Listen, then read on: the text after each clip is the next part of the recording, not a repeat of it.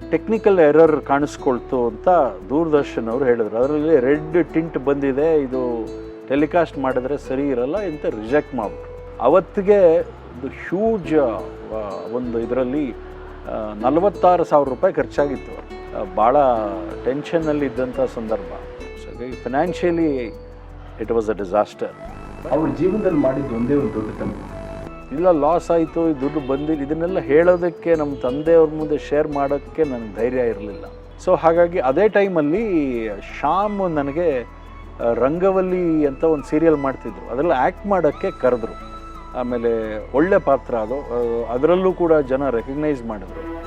ಅಂಥ ಟೈಮಲ್ಲಿ ಶ್ಯಾಮ್ಗೆ ಹೇಳಿದೆ, ಇಂಥ ಸೀರಿಯಲ್ ಹಿಂಗಿದೆ ಅಂತ, ನಾನೇ ಮಾಡ್ತೀನಿ, ಸ್ಪಾನ್ಸರ್ಶಿಪ್ ಮಾಡ್ತೀನಿ, ಡೋಂಟ್ ವರಿ ಅಂತ ಹೇಳಿದ್ರು. ಆಮೇಲೆ ನಾನಂದೆ, so when you are doing it, I want Gurudutt only to direct it.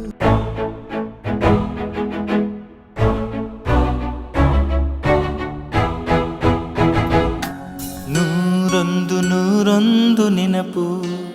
Shyam ಅವರು ನಾನೇ ಹೋಗಿ ಪರಿಚಯ ಮಾಡಿಕೊಂಡೆ, because he was already an awardee known. So ಹಾಗಾಗಿ ನಾನು ಹೀಗೆ ಅಂತ, ಏನು ಮಾಡ್ತಿದ್ದೀರಾ ಏನು, ಹೀಗೆ ನಾನು ಆ್ಯಕ್ಟ್ ಮಾಡೋಕ್ಕೆ ಟ್ರೈ ಮಾಡ್ತಾಯಿದ್ದೀನಿ, ಇದು ಮಾಡ್ತಿದ್ದೀನಿ, ಅದು ಮಾಡ್ತಿದ್ದೀನಿ ಅಂತ. ಅವರು ಆವಾಗ already he had started one serial, ಬಿಸಿಲು ಕುದುರೆ ಅಂತ. ಹೌದು, ಹೇಳಿದ್ರು ಗುರು ಸರ್ ಮೊನ್ನೆ ಇಂಟರ್ವ್ಯೂನಲ್ಲಿ ಹೇಳಿ. ಬಿಸಿಲು ಕುದುರೆ 2 ವರ್ಷನಲ್ಲಿ ಬಂತು. ಹೌದು, ಫಸ್ಟ್ ವರ್ಷನಲ್ಲಿ ಅಂದರೆ ಎಲ್ಲ ಹುಡುಗರ ಕತೆ, ಸೆಕೆಂಡ್ ವರ್ಷನಲ್ಲಿ ಐ ಥಿಂಕ್ ಲೇಡೀಸ್ ಕತೆ, ಹುಡುಗಿಯರ ಕತೆ. ಪ್ರಕಾಶ್ ರಾಜ್ ಸರ್ ಎಲ್ಲ ಮಾಡಿದ್ರು. ಅದರಲ್ಲೆಲ್ಲ ಅವರೆಲ್ಲ ಅವರು ಬಿ ಸುರೇಶ್ ಇವರೆಲ್ಲರೂ ಮಾಡಿದ್ರು. ಅದು ಆಲ್ರೆಡಿ ಅವ್ರು ಸ್ಟಾರ್ಟ್ ಮಾಡಿದ್ರು, ಪೈಲಟ್ ಆಗಿತ್ತು ಅವ್ರದ್ದು, ಇನ್ನೂ ಟೆಲಿಕಾಸ್ಟ್ ಸ್ಟಾರ್ಟ್ ಆಗಿರಲಿಲ್ಲ. ಸೊ ಅವ್ರಿಗೆ ಹೋಗಿ ನಾನು ಹೇಳಿದೆ, ವಾಟ್ ಆರ್ ಯು ಡೂಯಿಂಗ್, ಏನು ಮಾಡ್ತಿದ್ದೀರಿ, ಏನು ಬ್ಯಾಕ್ಗ್ರೌಂಡು ಎಲ್ಲ. He asked me, I you wasting your time, get into television. ಹೇಗೆ ಅಂತಂದೆ, you can do any episode, you can produce, it's not going to cost. If you waste your time just chasing acting, ಕಷ್ಟ ಆಗ್ಬೋದು, ಇಷ್ಟು easy ಇಲ್ಲ ಅಂತೆಲ್ಲ ಹೇಳಿದ್ರು. ಅದೊಂದು ಸ್ವಲ್ಪ ತಲೆಯಲ್ಲಿ ಕೂತ್ಕೊಳ್ತು. ಒಂದು ರೀತಿಯಲ್ಲಿ ಶ್ಯಾಮ್ ಸುಂದರೇ ಪ್ರೇರಣೆ ನಾನು ಸೀರಿಯಲ್ ಪ್ರೊಡಕ್ಷನ್ಗೆ ಇಳಿಯೋದಕ್ಕೆ. ವಂಡರ್ಫುಲ್. ಸೊ ಹಾಗಾಗಿ ಆಮೇಲೆ ಸೀರಿಯಲ್ಗೆ ಬಂದೆ. ಅದೊಂದು ಬೇರೆ ಎಕ್ಸ್ಪೀರಿಯನ್ಸು, ಒಂದೊಂದು. ಅದರಲ್ಲಿ ಅವಾಗ ಏನಾಗಿತ್ತು, ದೂರದರ್ಶನಲ್ಲಿ ಅಪ್ರೂವಲ್ ಎಲ್ಲ ಕೊಟ್ಬಿಟ್ಟಿದ್ರು, ಹೊಸ ಅಪ್ರೂವಲ್ ಕೊಡೋದು ನಿಲ್ಲಿಸ್ಬಿಟ್ಟಿದ್ರು. ಯಾವ ಸೀರಿಯಲ್ಸ್ಗೂ ಅಪ್ರೂವಲ್ ಕೊಡ್ತಿರಲಿಲ್ಲ. Single 13 episodes. ಸೊ ಹಾಗಾಗಿ ಅದು ನಿಂತು ಹೋಗಿತ್ತು. ಸೊ ಕೆಲವರೆಲ್ಲ ಅಪ್ರೂವ್ಡ್ ಆಗಿರೋ ಕಥೆಗಳನ್ನು, ಅಂದರೆ ಪ್ರೊಡಕ್ಷನ್ ಮಾಡೋಕ್ಕೆ ಅಷ್ಟೆಲ್ಲ ಖರ್ಚಾಗತ್ತೆ ಅಂದ್ಬಿಟ್ಟು ಮಾರ್ತಾಯಿದ್ರು, ಅಂದರೆ ಸೇಲ್ ಮಾಡ್ತಿದ್ರು. ಅಂಥದ್ದೊಂದು ಸಂದರ್ಭದ ಇದ್ದಾಗ ನಾನು ಆಯಿತು ತೊಗೊಳ್ಳೋಣ, ಆ ಥರದ್ದು ಯಾವುದಾದ್ರು ಒಂದು ಕಥೆ ತೊಗೊಳ್ಳೋಣ ಅಂತ ನೋಡ್ತಾ ಇದ್ದೆ. ಸೊ ಅಲ್ಲಿ ಗಾಂಧಿನಗರದಲ್ಲಿ ಅಲ್ಲಿ ಇಲ್ಲಿ ಹೀಗೆ ಪರಿಚಯ ಆಗಿ we just got connected to one mister Sukumar Perody. ಅವರು ಕಾಶಿನಾಥ್ ಹತ್ರ ಅಸೋಸಿಯೇಟ್ ಆಗಿದ್ದರು, ಅಸಿಸ್ಟೆಂಟು ಅಸೋಸಿಯೇಟು. ಅವ್ರ ಗ್ರೂಪು ಮನೋಹರ್ ಅವರು ಉಪೇಂದ್ರ, ಆಮೇಲೆ ಇನ್ನೊಬ್ಬರು ನಾಯ್ಡು, ಜನಾರ್ದನ್ ನಾಯ್ಡು ಅಂತನೂ, ಇವರೆಲ್ಲರೂ ಅಲ್ಲಿದ್ದರು. ಆವಾಗ ನಾನು ಕಾಶಿನಾಥ್ ಅವ್ರ ಮನೆಗೆ ಹೋಗಿ ಇವ್ರನ್ನ ಭೇಟಿ ಮಾಡಿದ್ದೆ. ಅವರು ಹೊರಗಡೆ ಬಂದರು, ಮಾತಾಡಿದ್ರು, ಹೀಗಿದೆ ಅಂತ. ಇಲ್ಲ, ನಾನು ಕೊಡ್ತಾ ಇದ್ದೀನಿ ಅಂತ ಹೇಳಿದ್ರು. ಆಮೇಲೆ ಅದೇ ಕಣ್ಣ ಮುಚ್ಚೆ ಕಡೆ ಬಿಡೋದು. ಸೊ ಆವಾಗ ಅವರು ಹೇಳಿದ್ರು, ಇಲ್ಲ ಇದು ನಾನು ಕೊಡ್ತಾ ಇದ್ದೀನಿ, ಯಾಕೆಂದರೆ ನನಗೆ ಕಾಶಿನಾಥ್ ಅವ್ರದ್ದೊಂದು ಕಾಲ್ ಶೀಟ್ ಸಿಗ್ತಾ ಇದೆ. ಸೊ ನಾನೇ ಆ್ಯಕ್ಟ್ ಮಾಡ್ತಾ ಇದ್ದೀನಿ, ಅಂದರೆ ನಾನೇ ಡೈರೆಕ್ಟ್ ಮಾಡ್ತಾ ಇದ್ದೀನಿ, ಕಾಶಿನಾಥ್ ಅವರೇ ಹೀರೋಗಿ ಆ್ಯಕ್ಟ್ ಮಾಡ್ತಾ ಇದ್ದಾರೆ, ಪ್ರೊಡ್ಯೂಸರ್ಸ್ ಎಲ್ಲ ಫೈನಲ್ ಆಗಿದೆ. ಸೊ ನಾನು ಮಾಡೋ ಹಾಗಿಲ್ಲ, ಅದರಿಂದ ನಾನು ಕೊಟ್ಬಿಡ್ತೀನಿ, ನೀವೇ ಡೈರೆಕ್ಟ್ ಮಾಡಿ ಅಂತ. ಇಲ್ಲ, ನಾನು ಈ ಕಾರಣಕ್ಕೆ ಡೈರೆಕ್ಟ್ ಮಾಡೋಕ್ಕಾಗಲ್ಲ, ಟೈಮ್ ಕೊಡೋಕ್ಕಾಗಲ್ಲ, ಮನೋಹರ್ ಅವರು ಇದ್ದಾರೆ, ಅವರು ಡೈರೆಕ್ಟ್ ಮಾಡ್ತಾರೆ ಅಂತ ಹೇಳಿದ್ರು. ಸೊ ಹೀಗಾಗಿ ಪೈಲಟ್ ಎಪಿಸೋಡು, ಅದೇ ಆ ಕಥೆನ ಕೊಂಡ್ಕೊಂಡು ಅಗ್ರಿಮೆಂಟ್ ಮಾಡಿಕೊಂಡು ಪೈಲಟ್ ಎಪಿಸೋಡ್ಗೆ ಮತ್ತು ನಮ್ಮ ತಂದೆನೇ ಪೂರ್ತಿ ಸಹಕಾರ ಕೊಟ್ಟರು. ಯಾಕೆಂದರೆ few thousands of rupees were required ಮಾಡೋಕ್ಕೆ, ಪ್ರೊಡಕ್ಷನ್ಗೆ. ಅವರು ಬೇಡ ಅಂದರೆ ಇದೆಲ್ಲ ಯಾಕೆ ಮಾಡ್ತೀಯ, ಬರೀ ಆ್ಯಕ್ಟ್ ಮಾಡು ಅಂದರು. ಬಟ್ ನಾನು ಇಲ್ಲ ಮಾಡಬೇಕು ಅಂತ ಹೇಳಿದ್ದಕ್ಕೆ ಅದಕ್ಕೂ ಸಪೋರ್ಟ್ ಮಾಡಿದ್ರು ಅವರು. ಹಾಗಾಗಿ ನಾನು ಅದನ್ನು ಮಾಡಿದೆ. ಬಟ್ ಏನೇನೋ ಕಾರಣಗಳು, ಪೈಲಟ್ ಎಪಿಸೋಡು ಟೆಕ್ನಿಕಲ್ ಪ್ರಾಬ್ಲಮ್ಸ್ ಬಂತು. ಅದನ್ನು ಮನೋಹರ್ ಅವರೇ ಡೈರೆಕ್ಟ್ ಮಾಡಿದರು. ಆರ್ಟಿಸ್ಟ್ಗಳದ್ದು ಸ್ವಲ್ಪ ಪ್ರಾಬ್ಲಮ್ ಬಂತು. ಯಾಕೆಂತಂದರೆ ಆವಾಗ ಯಾರ್ಯಾರು ಕೆಲವು ಜನ ಆರ್ಟಿಸ್ಟ್ಗಳನ್ನು ಪ್ರಾಮಿನೆಂಟ್ ರೋಲ್ಸ್ಗೆ ನಾವು ಹಾಕೋಕ್ಕಾಗಲಿಲ್ಲ, ಅವರು ಸಿನಿಮಾದಲ್ಲಿ ಇರ್ತಾರೆ, ಸಿನಿಮಾದವರು ಮಾಡಲ್ಲ ಟಿ ವಿನಲ್ಲಿ, ಈ ಥರದ್ದೆಲ್ಲ ಇತ್ತು. ಹಾಕದೆ ಶೂಟಿಂಗ್ ಮಾಡಿದ್ವಿ, ಎಲ್ಲ ಮಾಡಿದ್ವಿ. ಬಟ್ ಪ್ರಾಬ್ಲಮ್ ಏನಾಗೋಯ್ತು ಅಂದರೆ ಆ ಎಪಿಸೋಡಲ್ಲಿ ಟೆಕ್ನಿಕಲ್ ಎರರ್ ಕಾಣಿಸ್ಕೊಳ್ತು ಅಂತ ದೂರದರ್ಶನ್ ಅವರು ಹೇಳಿದ್ರು. ಅದರಲ್ಲಿ ರೆಡ್ ಟಿಂಟ್ ಬಂದಿದೆ, ಇದು ಟೆಲಿಕಾಸ್ಟ್ ಮಾಡಿದ್ರೆ ಸರಿ ಇರಲ್ಲ ಅಂತ ರಿಜೆಕ್ಟ್ ಮಾಡಿಬಿಟ್ರು.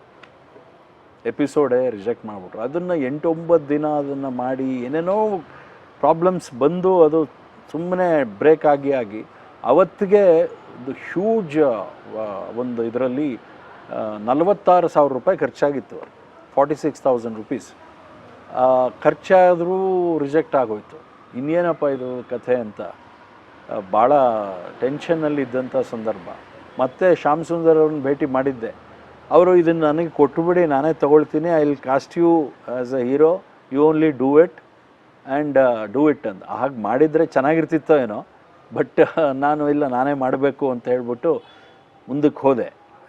ಆದರೆ ಅದು ಮತ್ತೆ ಏನೋ ಯಾರನ್ನೋ ಹಿಡಿದು ಪ್ರೋಗ್ರಾಮ್ ಎಕ್ಸಿಕ್ಯೂಟಿವ್ ಅವ್ರನ್ನ ಭೇಟಿ ಮಾಡಿ ಅವ್ರನ್ನ ಒಪ್ಪಿಸಿ ಏನೋ ಒಂದು ಇದು ಮಾಡಿಕೊಂಡು ಅಪ್ರೂವಲ್ ತೊಗೊಂಡು ಅದನ್ನು ಮಾಡಿದೆ. ಲಕ್ಕಿಲಿ ನನಗೆ ಒಳ್ಳೆ ಸ್ಲಾಟ್ ಸಿಕ್ತು. ಎವ್ರಿ ಸ್ಯಾಟರ್ಡೇ ಇದು ಬರೋದು, ಸಿನಿಮಾ ಬರೋದು, ಕನ್ನಡ ಸಿನಿಮಾ. ಹೌದು, ಅದು ಮುಗಿದ ತಕ್ಷಣ ಒಂದು ಸ್ಲಾಟ್ ಇತ್ತು 8 ಗಂಟೆಗೆ. ಕ್ರೇಜಿ ಕರ್ನಲ್ಲೂ ಅದೇ ಟೈಮ್ ಬರ್ತಾ ಸೇಮ್ ಸ್ಲಾಟು. ಅದು ತುಂಬ ಪಾಪ್ಯುಲರ್ ಸ್ಲಾಟ್. ಹಾಗೆ ಜನ ನೋಡ್ಕೊಂಡು ಕಂಟಿನ್ಯೂ ಮಾಡೋರು. ಆವಾಗ ಕಣ್ಣ ಮುಚ್ಚೆ ಕಾಡೆಗೂಡೆ ಬಂತು.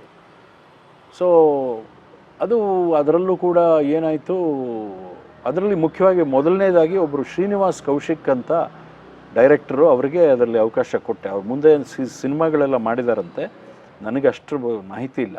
But he was a good person. ಅವಾಗ ನನಗೆ ಕಾಂಟ್ಯಾಕ್ಟಲ್ಲಿ ಇದ್ದರು, ಅವರು ಡೈರೆಕ್ಟ್ ಮಾಡಿದ್ರು. ಅದು ಉಪೇಂದ್ರ ಅವರು ಆ್ಯಕ್ಟ್ ಮಾಡಿದ್ದಾರೆ ಇದರಲ್ಲ, ಅದು ಮುಂದೆ ಇನ್ನೊಂದು ಸೀರಿಯಲ್.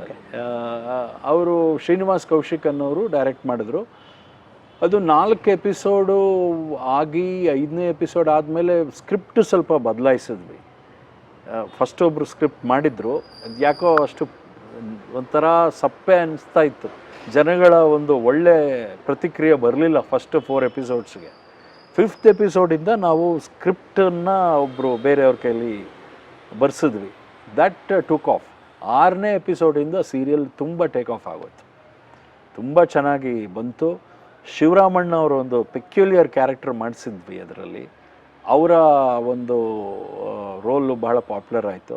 ಆಮೇಲೆ ಅದು ಚಂದ್ರಶೇಖರ್ ಕಂಬಾರರ ಒಂದು ಟೈಟಲ್ ಸಾಂಗು, ಜ್ಞಾನಪೀಠ ಪ್ರಶಸ್ತಿ ವಿಜೇತರು, ಅವ್ರ ಜೊತೆ ಕೆಲಸ ಮಾಡುವಂಥ ಅವಕಾಶ ಆವಾಗ ಸಿಕ್ಕಿತ್ತು ನಮಗೆ. ಒಂದು ವಿಶೇಷ ಹೆಮ್ಮೆ ಅದು. ಅದು ಅವರು ಟೈಟಲ್ ಸಾಂಗು ಮಾಡಿದರು, ಜಾನಪದ ಟ್ಯೂನ್ ಇಟ್ಟು, ಕಾಡೆಗೂಡೆ ಕಣ್ಣ ಮುಚ್ಚಾಲೆ ಅಂತ. ಅದು ಬಹಳ ಪಾಪ್ಯುಲರ್ ಆಯಿತು. ಜನ ಆ ಟ್ಯೂನ್ಗೆ ಅದನ್ನು ಹಿಡಿದು ಎಳಿತಿತ್ತು ಸೀರಿಯಲ್ ನೋಡಬೇಕು ಅಂತ.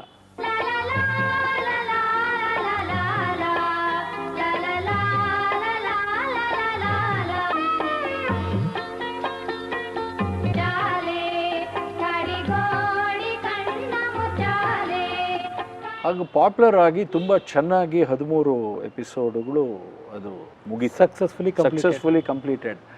ಆದರೆ ಬೇರೆ ಥರದ ಅನುಭವ. ಅವರು ಯಾರು ಸ್ಪಾನ್ಸರ್ ಮಾಡೋದಕ್ಕೆ ಅದನ್ನು ನನ್ನ ಜೊತೆ ಸೈನ್ ಮಾಡಿದ್ರು, ಇದು ಟೇಕ್ ಆಫ್ ಆಗಿ ಪಾಪ್ಯುಲರ್ ಆಗಿ ಚೆನ್ನಾಗಿ ಬರ್ತಿದೆ ಅಂದಾಗೆ ಬೇರೆ ರೀತಿಯ ಒಂದು ಶಾಕ್ ಕೊಟ್ಟರು ನನಗೆ. ನಾನು ಇದರಲ್ಲಿ ಏನು ಕಾಂಟ್ರಾಕ್ಟ್ ಕೊಟ್ಟಿದೆ, ಇದರಲ್ಲಿ ಅರ್ಧ ದುಡ್ಡೇ ನಿಮಗೆ ಕೊಡೋದು ಅಂತ, ಇಲ್ಲ ಅಂದರೆ ನಾವು ವಿಡ್ರಾ ಮಾಡ್ತೀವಿ ಸ್ಪಾನ್ಸರ್ಶಿಪ್, ಈ ಥರ. So this was a great shock. So ಹಾಗಾಗಿ financially it was a disaster. But ನನಗೆ ಖಂಡಿತ ಅದು ಒಳ್ಳೆ ಹೆಸರು ತಂದು ಕೊಡ್ತು, ನನ್ನ ರೆಕಗ್ನಿಷನ್ ತಂದು ಕೊಡ್ತು, ಎಲ್ಲರೂ ಅಪ್ರಿಷಿಯೇಟ್ ಮಾಡಿದ್ರು. ನಾನೇ ಮೇನ್ ಹೀರೋ ಆಗಿ ಆ್ಯಕ್ಟ್ ಮಾಡಿದ್ದೆ. ಅಭಿಜಿತ್ ಅವರು ಒಂದು ಮೇನ್ ರೋಲಲ್ಲಿ ಆ್ಯಕ್ಟ್ ಮಾಡಿದರು, RT ರಮಾ ಅವರು ಆ್ಯಕ್ಟ್ ಮಾಡಿದರು, ಆನಂತರ ಶಿವರಾಮಣ್ಣ ಅವರು ಆ್ಯಕ್ಟ್ ಮಾಡಿದರು. ಹೀಗೆ ಕೆಲವು ಎಸ್ ಮೂರ್ತಿಯವರು ಆ್ಯಕ್ಟ್ ಮಾಡಿದ್ರು. ಯಾಕೆಂದರೆ ಅವರು ನಮ್ಮ ಗುರುಗಳು, ಅವರು ಬರಬೇಕು ಮಾಡಬೇಕು ಅಂತ ಅವ್ರನ್ನ ಕರೆಸಿ ಒಂದು ಎಪಿಸೋಡಲ್ಲಿ ಆ್ಯಕ್ಟ್ ಮಾಡಿಸಿದ್ದೆ. ಸೊ ಹೀಗಾಗಿ ಅದು ತುಂಬ ಚೆನ್ನಾಗಿ ಬಂತು. ಅದಾದಮೇಲೆ ಒಂದು ಕಾನ್ಫಿಡೆನ್ಸು ಮಾಡಬೇಕು ಅಂತ. ಹಂಗಾಗಿ ಮೊದಲನೇದ್ದು ಸೀರಿಯಲ್ ಅನುಭವ ಇದು. ನಿಮ್ಮ ತಂದೆ ಮಾತಲ್ಲಿ ಅರ್ಥ ಇದೆ ಕಿರಣ್. ಅಂತಹ ತಂದೆನ ಪಡೆಯೋದಕ್ಕೆ ಬಹಳ ಪುಣ್ಯ ಮಾಡಿರಬೇಕು. Really your father is great. ನೀನು ತುಂಬ lucky kid. But he's unlucky. ಅವ್ರ ಜೀವನದಲ್ಲಿ ಮಾಡಿದ್ದು ಒಂದೇ ಒಂದು ದೊಡ್ಡ ತಪ್ಪು. ನೆಲೆ ತಪ್ಪಿದ ಜೀವನ ಎಲ್ಲಿ ಹೋಗಿ ನಿಲ್ಲುತ್ತೋ ಅಂತ ಒಂದು ಒಲ್ಲದ ಹೆಣ್ಣಿಗೆ ಕರಿಮಣಿ ಕಟ್ಟಿತ್ತು. That is past. ಅದು ನೀವೇ ಜ್ಞಾಪಿಸ್ಕೊತಾ ಇದೆಯಾ? ಅದೇ ರೀತಿ ನಾನಾಗಬಾರ್ದು ಅಂತ ಅವರ ಆಸೆ. ಮದುವೆಗೆ ಮೊದಲು ಒಂದು ಉದ್ಯೋಗ ಹುಡುಕಿ ನನ್ನ ಬದುಕಿನ ಬುನಾದಿನ ಭದ್ರ ಮಾಡ್ಕೋಬೇಕು, ನೆಮ್ಮದಿಗೆ ಒಂದು ನೆಲೆ ಕಂಡು ಹಿಡ್ಕೋಬೇಕು. ಇವಿಷ್ಟು ನನ್ನ ಜೀವನದ ಚಾಲೆಂಜ್ ಆಗಬೇಕು, ಧ್ಯೇಯ ಆಗಬೇಕು ಅನ್ನೋದು ಅವರ ಆಸೆ. ನೆಕ್ಸ್ಟ್ ಯಾವುದು ಸೀರಿಯಲ್ ಮಾಡಿದ್ದು ಸರ್? ನೆಕ್ಸ್ಟು ಇದು ಹೀಗೆಲ್ಲ ಆಯಿತು, ಇಲ್ಲ ಲಾಸ್ ಆಯಿತು, ದುಡ್ಡು ಬಂದಿಲ್ಲ, ಇದನ್ನೆಲ್ಲ ಹೇಳೋದಕ್ಕೆ ನಮ್ಮ ತಂದೆಯವ್ರ ಮುಂದೆ ಶೇರ್ ಮಾಡೋಕ್ಕೆ ನನಗೆ ಧೈರ್ಯ ಇರಲಿಲ್ಲ. ನನಗೆ ಒಂದು ಸ್ವಲ್ಪ ಐ ವಾಸ್ ಸ್ಕೇರ್ಡ್. ಸೊ ಅಂಥ ಟೈಮಲ್ಲಿ ಶಿವರಾಮಣ್ಣ ಅವರು ನನಗೆ ಸಿಕ್ಕಿದ್ರು ಮತ್ತೆ ಒಂದು ಸರ್ತಿ. ಅವ್ರು ಹೇಳಿದ್ರು, ಇನ್ನೊಂದು ಸೀರಿಯಲ್ ಮಾಡ್ತೀರಾ ರಾಜೇಶ್ ನೋಡಿ, ಮಾಡಬೇಕು ಸರ್, ಯಾಕೆಂದರೆ ಅದೇ ಮಾಡಬೇಕು ಅಂತ ಹೇಳಿದೆ. ಅವರು ವಾದಿರಾಜ್ ಅವ್ರದ್ದು ಒಂದು ಸೀರಿಯಲ್ ಇದೆ, ಕರ್ಕೊಂಡು ಹೋಗ್ತೀನಿ ಬನ್ನಿ ಅಂತ ಅವರು 2 ವೀಲರಲ್ಲಿ ಕೂರಿಸಿ ನಾನು ಇಮಿಡಿಯೇಟ್ ಕರ್ಕೊಂಡೋದ್ರು ವಾದಿರಾಜ್ ಅವ್ರ ಮನೆಗೆ. ಅಲ್ಲೇ ಬನಶಂಕರಿಯಲ್ಲಿ ಇದ್ದರು ಅವರು. ಕರ್ಕೊಂಡು ಹೋದರು. ಕರ್ಕೊಂಡು ಹೋಗಿ ವಾದಿರಾಜ್ ಅವರು ಪರಿಚಯ ಮಾಡಿಸಿದ್ರು. ಸ್ನೇಹಿತರೆ, ವಾದಿರಾಜ್ ಅವರು ನೀವು ಸಾಕಷ್ಟು ಜನ ಕೇಳಿದ್ದೀರಾ. ನಮ್ಮ ಕಲಾವಿದರು ಜವಾಹರ್ ಬ್ರದರ್ಸ್ ವಾದಿರಾಜ್ ಅವರು, ಹರಿಣಿ ಮೇಡಮ್ ಅವರ ಬ್ರದರ್ ವಾದಿರಾಜ್ ಅವರು. ಇನ್ಫ್ಯಾಕ್ಟ್ ಇವಾಗ ಈ ವಿಷಯ ಬಂದಿದ್ದಕ್ಕೆ ಹೇಳ್ತೀನಿ ಸರ್. ಹರಿಣಿ ಮೇಡಮ್ ಅವ್ರನ್ನ ಅವ್ರ ಜೀವನದ ಕತೆ ಮಾಡೋದಕ್ಕೆ ತುಂಬ ಹಿಂದೆ ಮಾತಾಡಿದೆ. ಅವ್ರು ಯಾಕೋ ಅವರು ಆಸಕ್ತಿ ತೋರಿಸ್ಲಿಲ್ಲ. ಸೊ ನೀವಿಲ್ಲಿ ವಾದಿರಾಜ್ ಸರ್ ವಿಚಾರ ಮಾತಾಡೋದು ನಿಮ್ಮ ಮೂಲಕ ಕೆಲವು ವಾದಿರಾಜ್ ಅವರ ವಿಚಾರಗಳನ್ನ ತಿಳ್ಕೊಳ್ಳೋದಕ್ಕೆ, ನಿಮ್ಮ ಕಥೆಯಿಂದ ಒಂಚೂರು ವಾದಿರಾಜ್ ಅವ್ರದಕ್ಕೆ ಹೋಗೋದಕ್ಕೆ ಇಷ್ಟಪಡ್ತೀನಿ. ಹಾಂ, ಅದೇ ವಾದಿರಾಜ್ ಅವ್ರನ್ನ ನಾವು ಚಿಕ್ಕ ವಯಸ್ಸಿಂದ ಸಿನಿಮಾಗಳಲ್ಲಿ ನೋಡ್ತಾ ಇದ್ದಂಥ ಒಂದು ಅನುಭವ ಇದ್ದೇ ಇತ್ತು. ಅವ್ರನ್ನ ಈ ರೀತಿ ಭೇಟಿ ಆಗ್ಬೋದು ಅನ್ನೋ ಕಲ್ಪನೆ ಕೂಡ ಇರಲಿಲ್ಲ. ಥ್ಯಾಂಕ್ಸ್ ಟು ಶಿವರಾಮಣ್ಣ ಅವ್ರಿಗೆ. ಅವರು ಕರ್ಕೊಂಡು ಹೋಗಿ ನನ್ನನ್ನು ಪರಿಚಯ ಮಾಡಿಸಿದ್ರು. ಅವರು ಒಂದು ಸೀರಿಯಲ್ ಕಥೆನ ಅಪ್ರೂವ್ ಮಾಡಿಸ್ಕೊಂಡಿದ್ರು ಆಲ್ರೆಡಿ. 2 ಮಾಡಿಸ್ಕೊಂಡಿದ್ರು ಅವರು ಆಲ್ರೆಡಿ. ಒಂದು ನಿರ್ಮಲೆಯ ಸಾಕ್ಷಿ ಅಂತ ನಮ್ಮ ಗುರುದತ್ ಸರೇ ಡೈರೆಕ್ಟ್ ಮಾಡಿದ್ದು. ಹಾಂ, ಹೌದು, ಅವರೇ ಮಾಡಿದ್ದು. ಅದು ಅವರು ಕೊಟ್ಬಿಡ್ತೀನಿ ನಾನು. Actually I don't want to. ಸ್ವಲ್ಪ ಆರೋಗ್ಯ ಕೂಡ ಈಗೆಲ್ಲ ಅವರು ಏನಂದರೆ ಸಿನಿಮಾ ಕ್ಯಾನ್ವಸಲ್ಲಿ ಇದ್ದಂಥವ್ರು. ಈ ಸೀರಿಯಲ್ಲು ನೀವು ಒಂದಿನದಲ್ಲಿ ಮುಗಿಬೇಕು, ಅಷ್ಟರಲ್ಲೇ ಮಾಡಬೇಕು, ಆಮೇಲೆ ಲೊಕೇಶನ್ ರಿಸ್ಟ್ರಿಕ್ಷನ್ಸು, ತುಂಬ ಲಿಮಿಟೇಷನ್ಸ್ ಇದೆ. ನಾವು ಸಿನಿಮಾದಿಂದ ಬಂದವರು ಸೀರಿಯಲ್ ಅಷ್ಟು ಕಾಂಪ್ರಮೈಸ್ ಆಗಿ ಮಾಡೋದು ಕಷ್ಟ ಆಗುತ್ತೆ. ಆಮೇಲೆ ನನ್ನ ಹೆಲ್ತು ಆರೋಗ್ಯ ಇದರಲ್ಲಿ ಆಗಲ್ಲ, ಒಂದೇ ದಿನದಲ್ಲಿ ಮುಗಿಸಿ ಅನ್ನೋದು, ಆ ಪ್ರೆಷರ್ ಥರದ್ದು ಆಗಲ್ಲ. ನಾನು ಎಲ್ಲ ತಿಳ್ಕೊಂಡಿದ್ದೀನಿ ಸೀರಿಯಲ್ ಬಗ್ಗೆ. ಆದರೆ ಇದನ್ನು ನಾವು ಮಾಡಿದ್ವಿ. ಇದನ್ನು ನೀವು ತೊಗೊಳ್ಳೋದಾದರೆ ತೊಗೊಳ್ಳಿ ಅಂತ ಹೇಳಿದ್ರು. ಅವರು ಏನೋ ಒಂದು ಪ್ರೈಸ್ ಹೇಳಿದರು. ಆ ಪ್ರೈಸು ಅವತ್ತಿಗೆ ದೊಡ್ಡ ಪ್ರೈಸೇ. ಬಟ್ ನನಗೆ ಐ ವಾಸ್ ಡಿಟರ್ಮೈಂಡ್ ಇನ್ನೊಂದು ಮಾಡಲೇಬೇಕು ಅಂತ. ಸೊ ಹೀಗಾಗಿ ಅದನ್ನು ನಾನು ಕೊಂಡ್ಕೊಂಡು ನಾನು ಶುರು ಮಾಡಿದೆ. ಆದರೆ ಅದು ಒಂದು ದೊಡ್ಡ ಅದೃಷ್ಟ. ಯಾಕೆಂದರೆ ಅವರ ಜೊತೆ ಒಂದು ಬಾಂಧವ್ಯ ಬೆಳೀತು. ಅದು ನಿಜವಾಗ್ಲೂ ಇಟ್ಸ್ ಟ್ರೆಷರ್. ಅದು ಲೈಫ್ ಟೈಮು ಜ್ಞಾಪಿಸ್ಕೊಳ್ಬೇಕಾದಂಥದ್ದು. ಒಬ್ಬ ಸಿನಿಮಾದಲ್ಲಿರೋವಂಥ ವ್ಯಕ್ತಿ ಇಷ್ಟು ಸಹೃದಯತೆಯಿಂದ, ಇಷ್ಟು ಒಂದು ಒಳ್ಳೆತನದಿಂದ ಇನ್ನೊಬ್ಬರನ್ನ ಟ್ರೀಟ್ ಮಾಡ್ತಾರೆ ಅನ್ನೋದು ಇಮ್ಯಾಜಿನ್ ಮಾಡ್ಕೊಳ್ಳೋಕ್ಕೂ ಸಾಧ್ಯವಿಲ್ಲದೆ ಇರೋ ವಿಚಾರ. ಮತ್ತು ಅವರ ಒಂದು ಎಕ್ಸ್ಪೀರಿಯನ್ಸ್ಗೆ, ಅವರ ವ್ಯಕ್ತಿತ್ವಕ್ಕೆ ನಾನು ಅವತ್ತು ಏನೂ ಅಲ್ಲ. I was just I mean aspirant ಅಥವಾ ಹೊಸಬ ಏನೋ ಇರ್ಬೋದು. ಅವರು ನನ್ನ ಸೀರಿಯಲಲ್ಲಿ ಆ್ಯಕ್ಟ್ ಕೂಡ ಮಾಡಿಸಿದೆ. ಮತ್ತು ಅವರಿಗೆ ಅದನ್ನೇ ಹೇಳಿದೆ ನಾನು ನಿಮ್ಮ ಹೆಸರೇ ಡೈರೆಕ್ಷನ್ಗೆ ಉಪಯೋಗಿಸ್ಕೋಬೋದಾ ಅಂತ ಕೇಳಿದ್ದೆ ನಾನು. ಯಾಕೆಂದರೆ ನಿರ್ಮಲೆ ಸಾಕ್ಷಿ ಮೊದಲು ಒಂದು 3-4 ಎಪಿಸೋಡ್ಗಳು ನಾವು ಮಾಡಿದ್ವಿ. ಅದರಲ್ಲೂ ಸ್ವಲ್ಪ ತೊಂದರೆಗಳಾಯಿತು. 1-2 ಡೈರೆಕ್ಟರ್ಸು ಅವ್ರ ಮುಂದೆ ಎಲ್ಲ ಡೈರೆಕ್ಟರ್ಸ್ ಮಾಡಿದ್ರು. ಅವ್ರು ಯಾರೂ ಬದುಕಿಲ್ಲ ಇವಾಗ. ನಾನೀಗಾಗಿ I don't want to take their names. ಅವರು ಮಾಡಿದ್ರು, ಬಟ್ ಅವ್ರಿಗೆ ಈ ಟಿ ವಿ ಮಾಧ್ಯಮಕ್ಕೆ ಅವರು ಮಾಡೋಕ್ಕಾಗಲಿಲ್ಲ. ಆ ಸ್ಕ್ರಿಪ್ಟು ಇನ್ನೊಂದು ಮತ್ತೊಂದು ತುಂಬ ರೀಶೂಟ್ಗಳಾಯಿತು. ಹೀರೋಯಿನ್ ಬದಲಾಗಬೇಕಾದಂಥ ಪರಿಸ್ಥಿತಿ ಬಂತು. ಅಷ್ಟು ಎಲ್ಲ ಮಾಡಿದ್ರು ಕೊನೆಗೆ ಒಂದು 3 ಎಪಿಸೋಡ್ ಲೆಂಗ್ತು ಬಂದಿಲ್ಲ ಅದು. ಬಟ್ ದೂರದರ್ಶನದಿಂದ ಅಪ್ರೂವಲ್ ಆಗಿತ್ತು, ಎಲ್ಲ ಆಗಿತ್ತು. ಅಂಥ ಟೈಮಲ್ಲಿ ನಾನು ಸ್ಟಿಲ್ ಐ ವಾಸ್ ಬೇರೆಯವ್ರು ಕೆಲವ್ರು ಹೇಳ್ತಿದ್ರು, ನನಗೆ ಕೊಟ್ಬಿಡಿ, ನಾವು ತೊಗೋತೀವಿ, ಇದನ್ನು ಸ್ಕ್ರ್ಯಾಪ್ ಮಾಡಿಬಿಟ್ಟು ನಾವೇ ಮಾಡ್ತೀವಿ ಅಂತೆಲ್ಲ ಹೇಳ್ತಿದ್ರು. ಇಲ್ಲ, ನನಗೆ ಒಂದೇ ಹಠ ಮಾಡಬೇಕು ಇದನ್ನು ಅಂತ. ಸೊ ಹಾಗಾಗಿ ಅದೇ ಟೈಮಲ್ಲಿ ಶ್ಯಾಮ್ ನನಗೆ ರಂಗವಲ್ಲಿ ಅಂತ ಒಂದು ಸೀರಿಯಲ್ ಮಾಡ್ತಿದ್ರು, ಅದರಲ್ಲಿ ಆ್ಯಕ್ಟ್ ಮಾಡೋಕ್ಕೆ ಕರೆದ್ರು. ಆವಾಗ ಅಲ್ಲಿ ಗುರುದತ್ ಅವ್ರನ್ನ ನಾನು ನೋಡಿದೆ. ಈ was doing one thing at a time and everything at a time. ಅವ್ರದ್ದು ಹೇಗೆ ಮಾಡೋದು ಸೀರಿಯಲ್ಲು, ಆ ಒಂದು ನ್ಯಾಕು ನಾನು ಗಮನಿಸಿದೆ. ಅದರಲ್ಲೂ ಒಂದು ಒಳ್ಳೆ ಪಾತ್ರ ಕೊಟ್ಟರು. ಅದರಲ್ಲಿ ತಾರಾ ಅವ್ರ ಜೊತೆ ಕೆಲವು ಸೀನ್ಸ್ ಇತ್ತು. ಆಮೇಲೆ ಒಳ್ಳೆ ಪಾತ್ರ ಅದು, ಅದರಲ್ಲೂ ಕೂಡ ಜನ ರೆಕಗ್ನೈಸ್ ಮಾಡಿದ್ರು. ಅಂಥ ಟೈಮಲ್ಲಿ ಶ್ಯಾಮ್ಗೆ ಹೇಳಿದೆ, ಇಂಥ ಸೀರಿಯಲ್ ಹಿಂಗಿದೆ ಅಂತ. ನಾನೇ ಮಾಡ್ತೀನಿ, ಸ್ಪಾನ್ಸರ್ಶಿಪ್ ಮಾಡ್ತೀನಿ, ಡೋಂಟ್ ವರಿ ಅಂತ ಹೇಳಿದ್ರು. I will do everything. ಅಷ್ಟೊತ್ತಿಗೆ ಆಲ್ರೆಡಿ ಅವರು ಒಂದು ಹಂತಕ್ಕೆ ಬಂದಿದ್ರು. So he was quite confident. ಚೆನ್ನೈಯಿಂದ ಬರ್ತಿದ್ರು, ಇಲ್ಲಿ ಮಾಡ್ತಿದ್ರು, ಬೇರೆ ಬೇರೆ ಸೀರಿಯಲ್ಗಳು ಮಾಡಿದರು. So he was quite comfortable in getting it sponsored. ನಾನೇ ಮಾಡ್ತೀನಿ ಕೊಡಿ ಅಂತ ಒಂದು ಗುಡ್ ಪ್ರೈಸ್ ಅವರು ಹೇಳಿದ್ರು.